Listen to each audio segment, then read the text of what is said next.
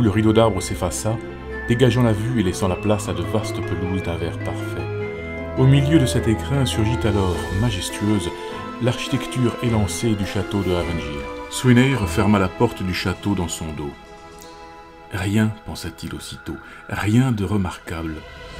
Ou plutôt si. Ce qui est remarquable, c'est que rien ne l'est. Les fenêtres de sa chambre donnaient sur le parc du château. Un vent léger faisait onduler la cime d'un chêne, tandis que le soleil illuminait les tentures bleues des murs et réchauffait la pièce.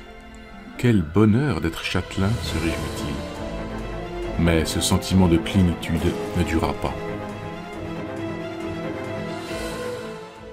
En ce dimanche de juin 2010, Sir James Callahan, le plus célèbre acteur écossais, sa femme Shona, ainsi que leur fille adoptive Lucy, surnommée Liz, ont tous disparu de leur château de Avenir.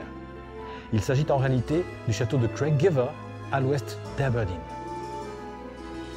À l'intérieur du château, des traces de sang ont été découvertes dans l'entrée et l'escalier principal, laissant présager le pire pour la famille Callahan.